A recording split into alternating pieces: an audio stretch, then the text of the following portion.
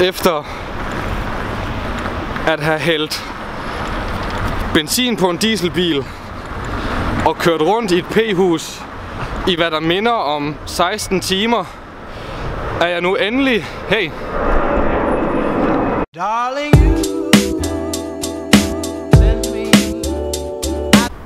Nå. Jeg skal lige til Vojens for at hente min niece og køre hende ned på hendes efterskole.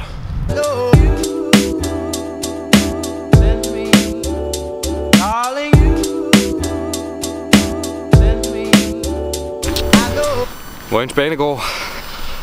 Jeg kan huske, da Freja hun blev født, der var jeg kun 6 år gammel. Og jeg glædede mig så meget til at se den lille baby, at jeg bare løb ind til derinde ved hospitalet ind igennem den der svingdør. Og jeg nåede ikke helt igennem på mit hoved, det kom sådan i klemme i svingdøren.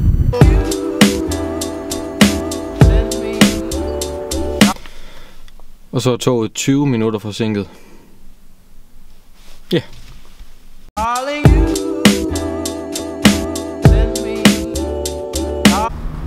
Jeg fandt hende. Yay!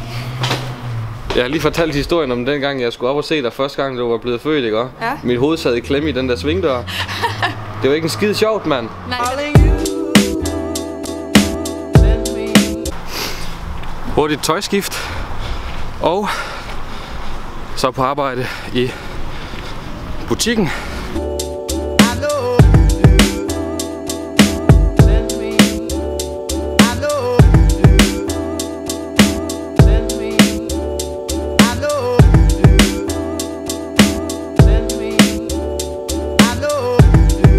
Jeg skal finde Jannik. Det er ligesom det der er pointen i hele det her quest.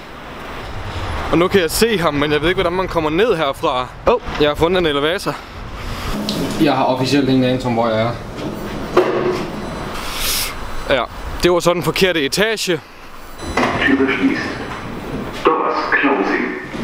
Jeg snakker ikke tysk.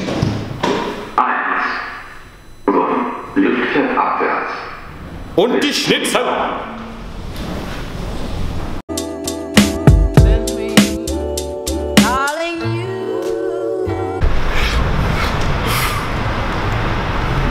Jeg fandt ham.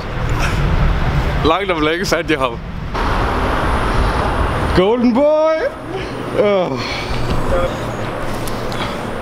Det var ham her, jeg gik efter. Det er meget længe ventet. Det er -3.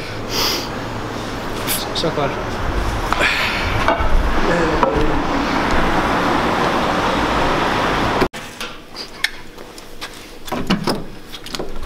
Klokken er 1:15 eller sådan noget. Og jeg har aldrig nogensinde været ude på så dum en køretur før. Men vi har været på McDonald's, så det hele er fint. Jeg tror bare vi har du noget at sige, Jannik? Nej. Jannik er træt, og Jannik fryser. Så jeg tror bare vi cutter den her.